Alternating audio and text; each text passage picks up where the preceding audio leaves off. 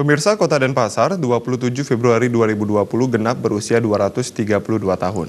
Sebagai ibu kota Provinsi Bali, Denpasar memikul beban yang tidak ringan.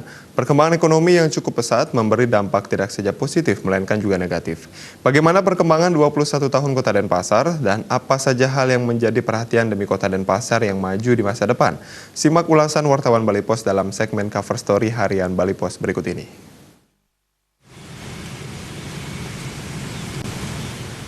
Denpasar memiliki sejarah panjang.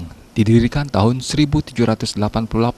Denpasar berasal dari kata den yang berarti utara dan pasar merujuk pada sebuah pasar. Denpasar merupakan bagian tak terpisahkan dari Kerajaan Badung. Pada era kolonial dan kemerdekaan, Denpasar merupakan ibu kota Kabupaten Badung. Pada tahun 1999, Denpasar berdiri sebagai daerah otonom dalam bentuk pemerintahan kota administratif yang artinya berpisah dengan Kabupaten Badung. Sebagai pusat pertumbuhan ekonomi Bali yang mengandalkan sektor pariwisata, Denpasar tumbuh sangat pesat.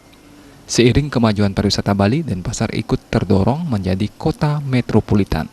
Beban yang harus ditanggung pun menjadi berlipat-lipat, mulai dari keterdesakan dalam tata ruang akibat kebutuhan untuk pemukiman dan pusat-pusat bisnis yang terus naik, hingga kemacetan yang kini menjadi wajah keseharian warga.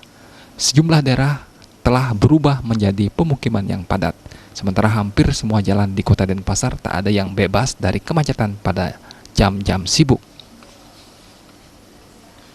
Pemerintah Kota Denpasar telah berusaha mengerahkan segala upaya mengendalikan perkembangan kota.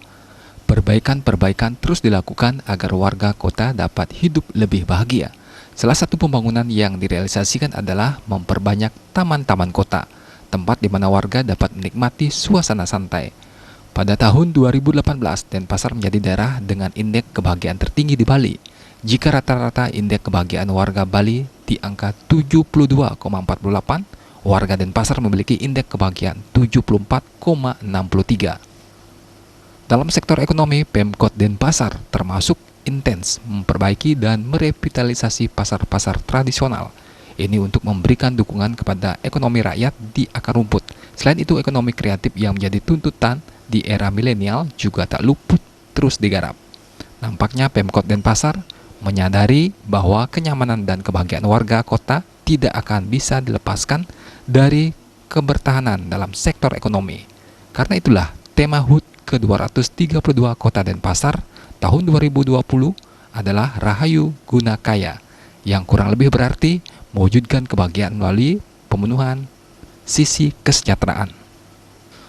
Ulasan mengenai HUT ke-232 Kota Denpasar dapat dibaca di Harian Bali Post, Kamis, 27 Februari 2020.